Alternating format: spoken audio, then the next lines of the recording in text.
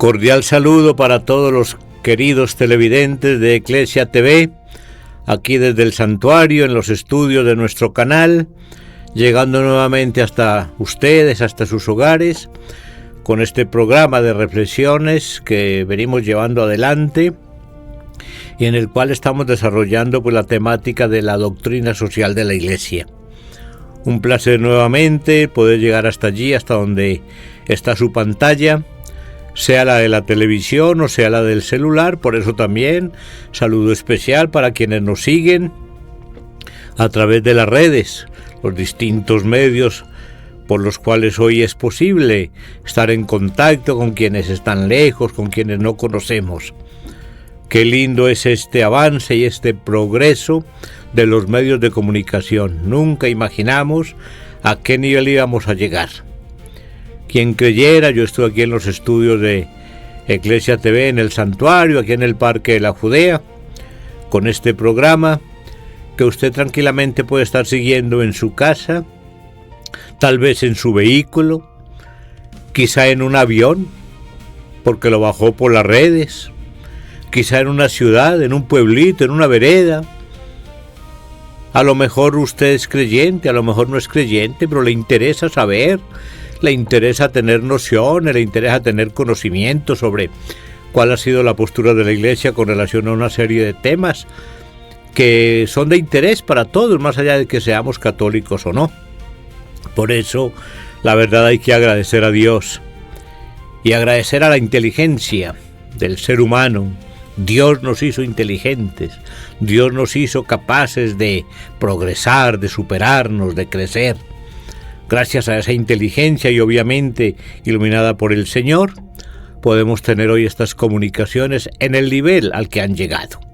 Y gracias a ellas podemos estar compartiendo hoy estas experiencias, estas enseñanzas, estas ideas que, como lo he venido repitiendo en cada programa, uno sí espera que nos puedan ser de beneficio, que nos puedan ser útiles, tanto para nuestra vida social como para nuestra vida cristiana, para nuestros compromisos de ciudadanos como para nuestros compromisos como católicos, como creyentes. Hemos venido desarrollando una serie de temas. Saben que empezamos con unas pequeñas introducciones, hablando de las distintas encíclicas, pero solamente de manera somera. En ningún momento pues hemos acotado el tema, que hemos venido hablando un poquitico de los principios, que dado que nuestro país, Colombia, estaba en plena campaña electoral, pues dedicamos algunos programas a reflexionar sobre lo que significaba el compromiso de los cristianos, de los católicos, en el tema de la política, de cómo es una responsabilidad nuestra también poder emitir el voto, pero después también convertirnos en personas que hacemos seguimiento a quienes elegimos para verificar hasta dónde se van cumpliendo compromisos y a través de distintas veedurías que hoy tienen en los municipios, en los departamentos y en la nación, ir siendo casi que de alguna manera un poquito de control ante quienes gobiernan, porque necesitan del control. Y el control no solamente lo hacen quienes están en un ambiente de oposición, sea en el Congreso de la República o sea en alguna institución de estas de reconocimiento, también desde nuestro lugar de ciudadanos podemos estar pendientes de ello. Que nos hagan caso, que no nos hagan, bueno, ya es otro tema. Por eso dedicamos algunos programas a esa temática, creo que nos sirvió. Ahora vamos a ir continuando con distintos temas. Esto no tiene como una secuencia obligatoria. Gracias a Dios que cada tema nos permite encontrarnos con alguna temática, con alguna idea, con alguna enseñanza.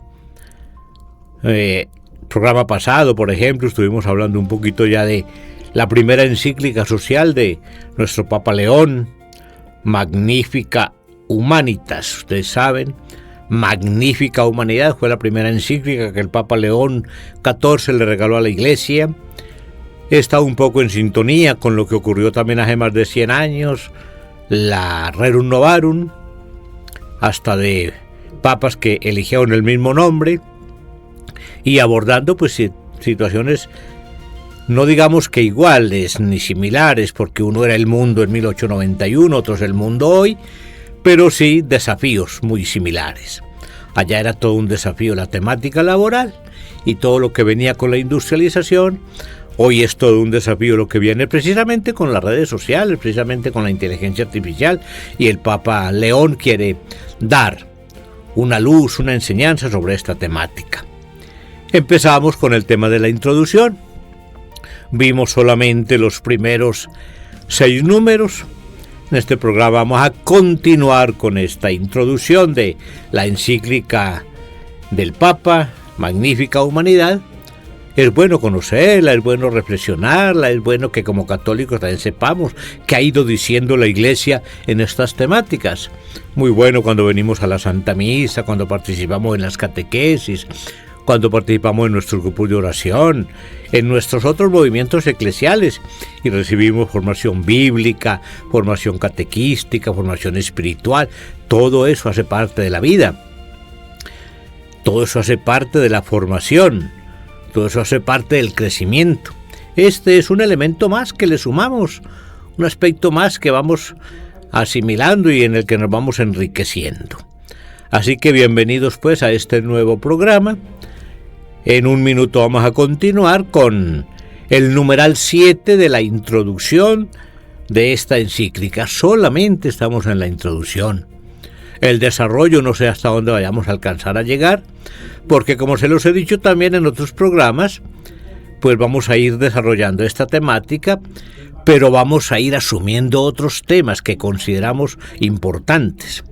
Y por ejemplo, yo para este programa tengo pues continuar con la introducción, pero ya me proyecto hacia el siguiente y voy viendo como que hay un tema que es muy interesante que lo desarrollemos, por lo importante, por lo valioso, por lo necesario en el momento y porque soy muy de escuchar por allí a la gente cuando habla, cuando opina. Voy a una reunión, me encuentro con alguien y me van diciendo cositas que yo digo, esto está interesante para llevarlo al programa, sobre todo en cuanto que de pronto lo que uno escucha en la gente refleja situaciones que están captando, que están viendo, realidades que son bueno iluminar desde aquí y ver cómo la Iglesia no pasa de largo ante ciertas problemáticas.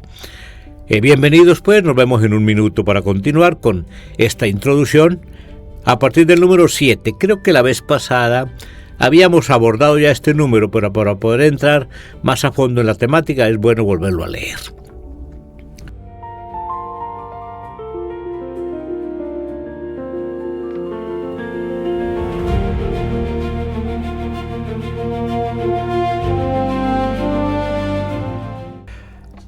Haciendo un poco de memoria, recordarán que en el pasado programa, en el número 7 de esta encíclica, nos decía el Papa que él se vale de 2 imágenes bíblicas para desarrollar toda la temática. Por lo general, las encíclicas de los papas parten de ahí, de alguna afirmación bíblica o 2, donde hay una enseñanza, un mensaje que ellos consideran importante resaltar en el momento, o a través de sus reflexiones ir pudiendo ayudar a entender esas imágenes o de esas imágenes valerse para iluminar situaciones actuales. Recordemos que el Papa León para esta encíclica parte en primer lugar de la imagen bíblica de la Torre de Babel, esa construcción que encontramos allá en el libro del Génesis, en el capítulo 11, y en la cual el Papa nos va a ir ayudando a encontrar el cómo muchas veces nosotros hoy podemos estar siguiendo el comportamiento de aquella generación y haciendo algo que no respondía exactamente al plan de Dios, y por lo cual el resultado final fue el fracaso. Eso no hay que desconocerlo. Y al lado de esa imagen, recordemos también, el Papa toma una que encontramos en uno de los profetas menores del Antiguo Testamento, el profeta Nehemías, en el capítulo 2, desde el verso 6, donde está todo el tema de la reconstrucción de los muros de Jerusalén. una imagen totalmente diferente de la otra, prácticamente que son imágenes que se contraponen. En la una se lleva adelante un proyecto, pero con la confianza solamente en las fuerzas humanas, en la capacidad humana. En la otra se lleva adelante el proyecto, pero poniendo la confianza en Dios, y por eso el segundo proyecto es exitoso. La pregunta que hacía el Papa, obviamente, ¿nuestros proyectos se enmarcan dentro del proyecto divino o se enmarcan mucho dentro de lo que únicamente nosotros queremos? El número 7 de la introducción es el siguiente. Para responder a estas preguntas y discernir cómo vivir con responsabilidad en la era de la inteligencia artificial, me gustaría evocar dos imágenes bíblicas: la construcción de la Torre de Babel y la reconstrucción de los muros de Jerusalén. En el libro del Génesis, el relato de Babel se sitúa en los orígenes de la humanidad, inmediatamente después de las genealogías de los hijos de Noé. Los seres humanos, habiéndose establecido en la llanura de Senaar, deciden construir una ciudad y una torre cuya cúspide llegue hasta el cielo. Seguramente muchos recordamos ese pasaje bíblico, lo leemos cuando llega la fiesta de Pentecostés, lo leemos a lo mejor en muchos momentos de la catequesis, lo leemos cuando vamos a reflexionar un poquito sobre los proyectos humanos. Recordemos que allí se dio toda esa temática de la confusión de lenguas. Allí los hombres deciden construir una ciudad y una torre cuya cúspide llegue al cielo. Quieren así asegurarse estabilidad y poder, y sobre todo perpetuar un nombre, temiendo ser dispersados por la tierra. La empresa parece imponente.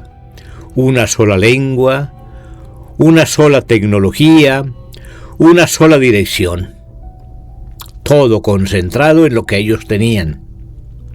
Sin embargo, este proyecto, como muchos proyectos hoy seguramente, esconde un profundo engaño. Era una obra concebida sin referencia a Dios, sustentada por una uniformidad que elimina la diversidad y que en lugar de la comunión elige la homogeneización.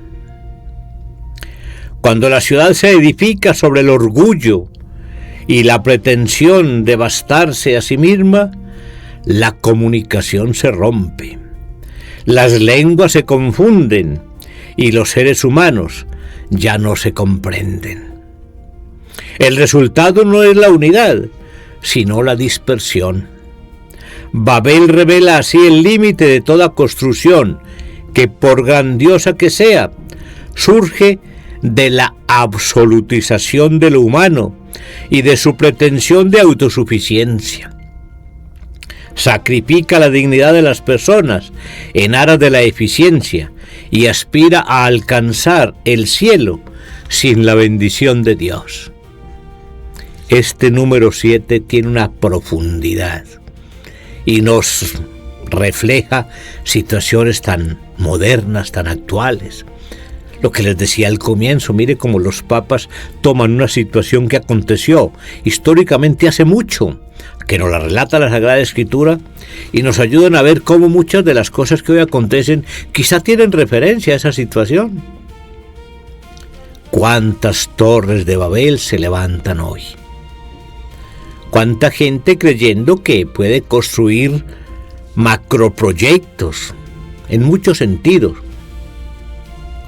sin referencia a Dios?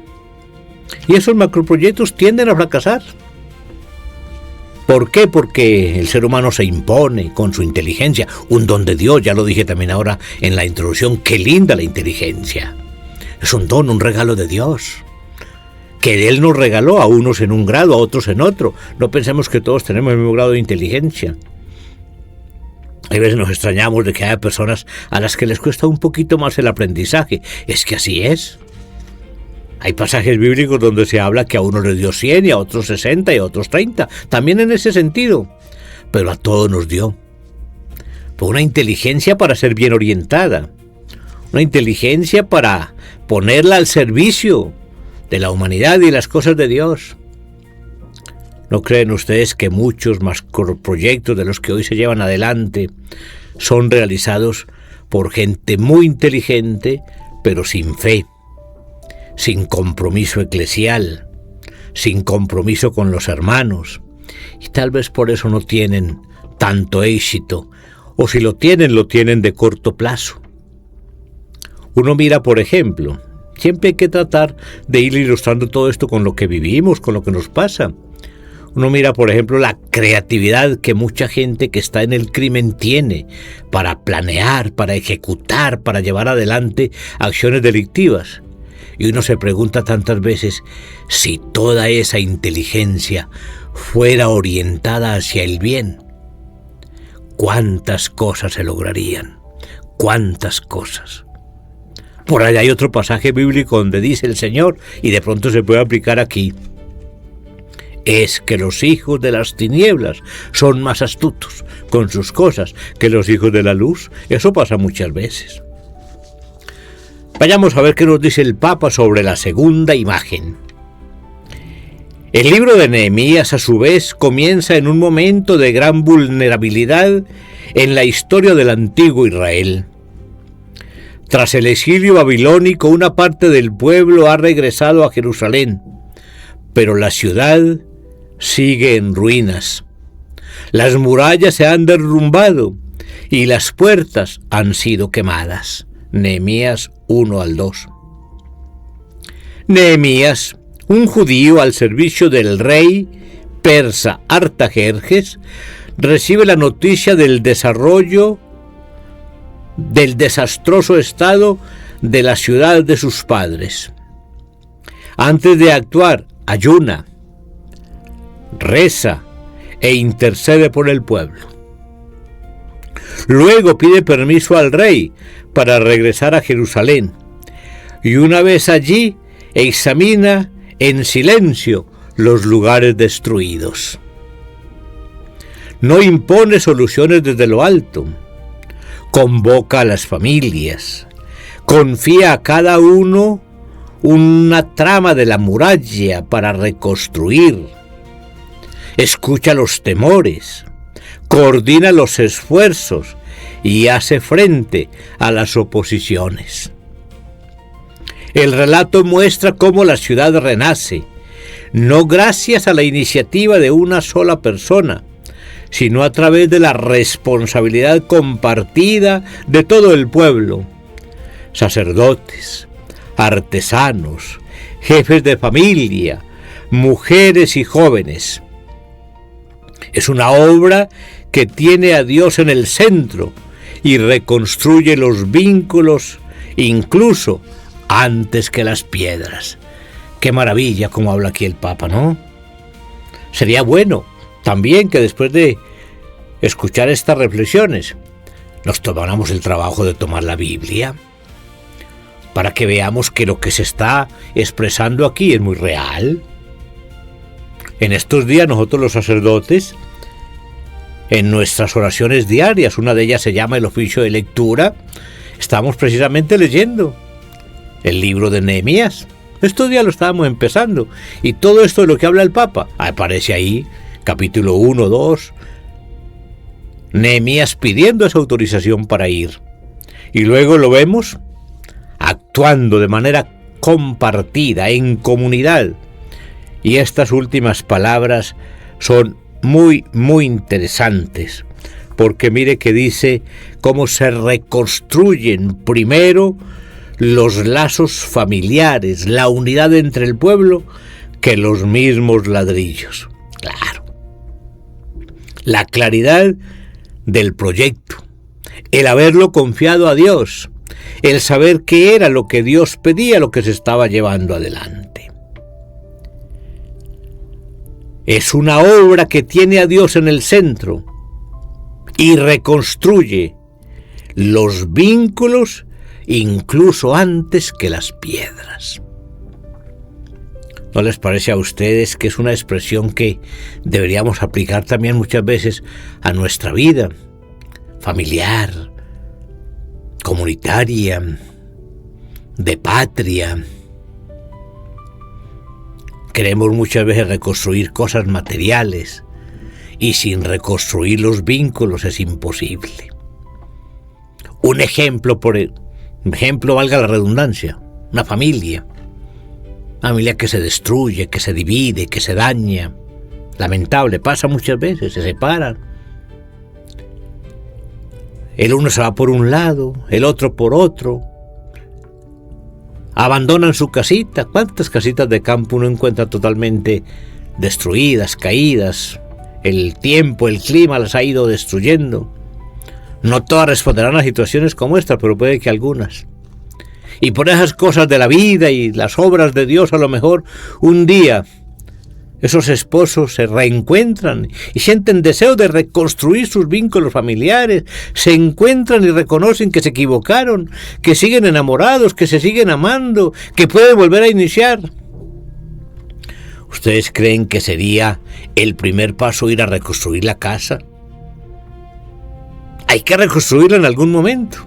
Hay que volver a levantar los muros para poder vivir, o si no, van a estar ya en otro lugar.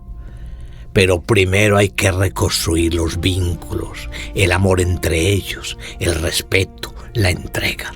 ¡Qué maravilla! Todo esto, cómo va iluminando situaciones tan cercanas. La antigua Jerusalén recupera así un lenguaje común, no el de la uniformidad, sino el de la comunión. En Babel, uniformidad. Génesis. En Nehemías, comunión. La armonía que nace cuando cada uno asume su parte y todo el pueblo reconoce que su fuerza viene del Señor.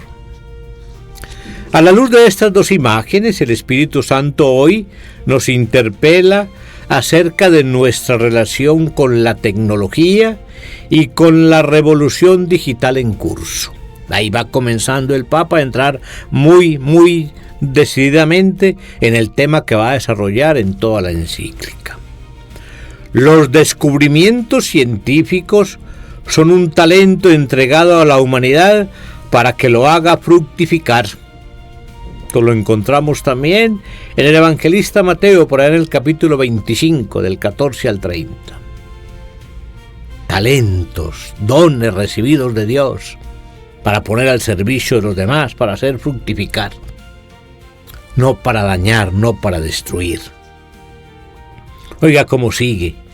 La tecnología puede curar, puede conectar, puede educar, puede ayudar a cuidar la casa común.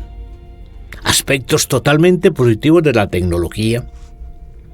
Pero oiga cómo continúa. Pero también puede dividir, descartar, generar nuevas injusticias. Con mucha frecuencia a uno los papás le preguntan si está bien. Ya no son tanto, pero todavía algunos, que sus hijos desde tempranas edades tengan el celular en la mano. Muchos papás se los dan a los 6, 7 añitos. Otros los hacen esperar un poco más. Y preguntan, ¿será bueno? ¿Será malo? Saben que el problema no es el celular. El problema no es el aparato en cuanto tal.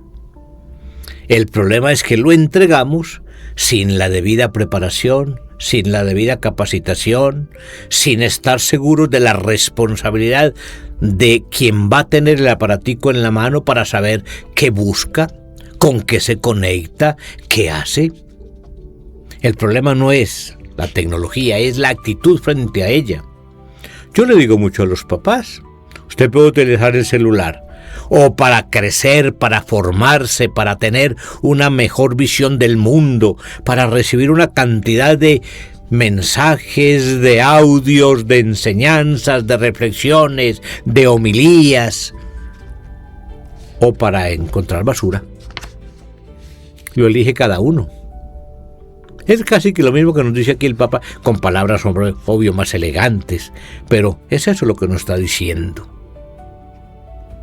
En abstracto, esta en sí misma no es una solución a los problemas de la humanidad, como tampoco es un mal en sí, lo que estoy diciendo. Pero, concretamente, no es neutral, porque toma el rostro de quien la concibe, la financia, la regula, la utiliza. O sea, también el Papa nos está anticipando que cuando uno tiene el aparato, ya él tiene una cantidad de contenido adentro. ¿Que lo incluye quién? ¿Que lo carga quién? Quien tenga distintos intereses, quien tenga distintas motivaciones. Y así como hay algunos totalmente deseosos de orientar, de ayudar, hay otros tal vez deseosos de desorientar, de dañar. Por eso, la primera elección no es entre un sí o un no a la tecnología. ¡Qué maravilla! Sino entre construir Babel o reconstruir Jerusalén. Nos pone el Papa a pensar. Entre un poder que pretende dominar el cielo y un pueblo que en presencia de Dios se pone a trabajar unido para levantar de nuevo las murallas de la convivencia fraterna. Tecnología nos acerca. La tecnología nos puede servir para estar en contacto. Estoy en este programa, estamos aquí. Estos días también, yo siempre hago alusión a hechos que ocurrieron en estos días. Algunos de estos programas ustedes saben que van en directo, otros ya están grabados, pero llegan allí.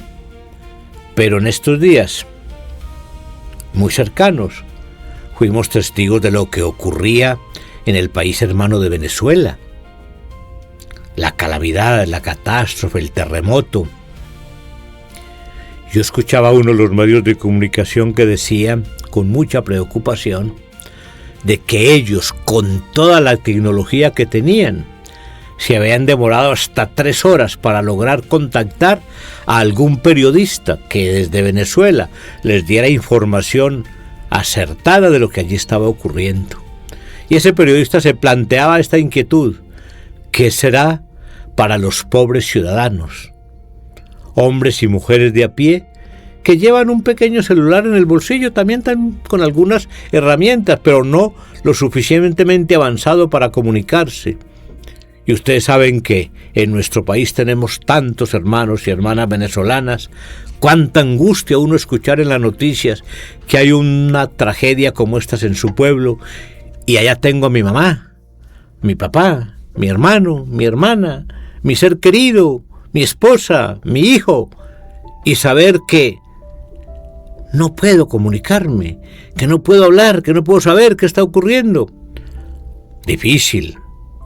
Por eso, bienvenida a la tecnología siempre y cuando entendamos todos estos parámetros, y ojalá los que la van elaborando, la van cargando de contenido, los que tienen en ella otra clase de intereses, supieran el bien o el mal que pueden hacer. Evitemos, por tanto, continúa diciéndonos el Papa, el síndrome de Babel. La idolatría del lucro que sacrifica a los débiles.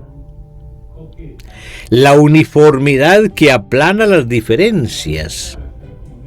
La pretensión de un lenguaje único, incluso el digital, capaz de traducirlo todo, incluso el misterio de la persona, en datos y rendimientos. Este es el riesgo de la deshumanización. Construir el futuro excluyendo a Dios y reduciendo al otro a un medio. Una tentación antigua y siempre nueva que hoy también toma un rostro técnico. Elijamos en cambio el camino de Nehemías, que pone de relieve el valor del trabajo compartido para hacer que la ciudad de Dios sea un lugar seguro para los exiliados que regresaron. Hoy Reconstruir significa reconocer que en la pluralidad de voces y visiones que a veces recuerda la dispersión de las lenguas, existe sin embargo una posibilidad luminosa, la de edificar juntos, transformando la diversidad en un recurso y haciendo de la escucha y del diálogo el terreno común en el cual hacer crecer la justicia y la fraternidad.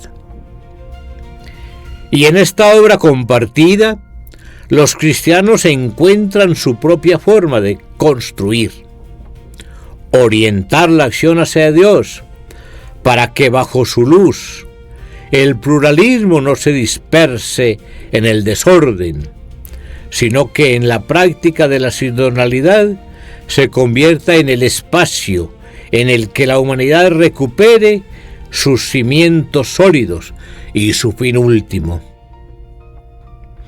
En el Apocalipsis, Juan ve la nueva Jerusalén, que descendía del cielo y venía de Dios. Capítulo 21, versículo 2. Como un regalo para toda la humanidad. Y esta visión de gracia es para nosotros los cristianos una llamada a trabajar juntos, cultivando una vida común, pacífica, justa y digna de las ciudades de hoy. Hemos leído el número 7, el número 8, el número 9 y el número 10. Mucha profundidad en estas enseñanzas del Papa. El contenido doctrinal lo voy a suspender aquí. En otro programa más posterior, continuaremos con esta meditación. Pues a partir del número 11, el Papa ya tiene un subtítulo: edificar en el bien. Entonces, para que no nos quede como interrumpida la reflexión, lo vamos a dejar para el siguiente o el otro programa más adelante. Lo importante es que no vayamos perdiendo el hilo conductor. Yo, en la medida en que vaya retomando la encíclica, trato de hacer una rapidísima reubicación. Nuevamente el Papa nos invita entonces hoy a que miremos todo el tema de la tecnología, todo el tema de los medios de comunicación, no con ojos de pesimismo, no llenos de miedo, no pensando que son un mal para la humanidad, todo lo contrario.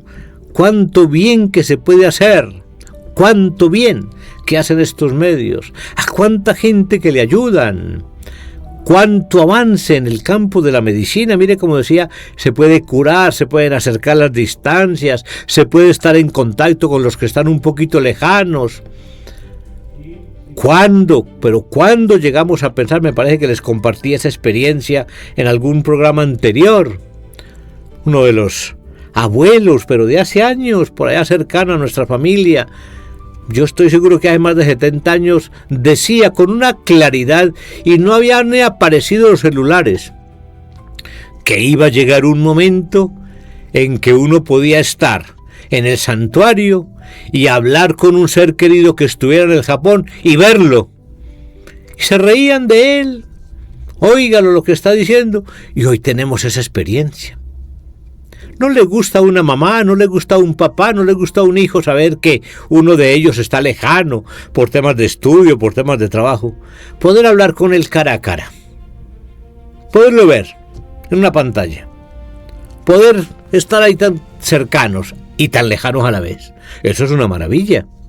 El problema, como les decía también, y como nos dice el Papa, que lo más importante es cuando todo esto no se utiliza en la línea del bien. Muy agradecido con su sintonía en este programa. Vamos llegando al final del mismo, deseándoles siempre que terminen muy bien su día, que puedan estar llevando adelante cada una de sus actividades, que ojalá todos se encuentren bien, familia, en salud. Y así como en programas anteriores, cuando todavía estábamos en plena campaña, insistimos y reinsistimos en la necesidad de orar por Colombia, de pedir para Colombia lo mejor posible, alguien que trabajara un poquito más por la hermandad, la unidad, la cercanía, por darnos un poco de esperanza, pues ya estamos con quien la mayoría eligió. Así como antes decíamos que sea lo que Dios nos ilumine, hoy tenemos que agradecer, Él fue el que lo iluminó. Siempre hay un sector que no es el favorecido, a lo mejor se sienten un poco enojados, pero hay que entender que así es la vida de los pueblos.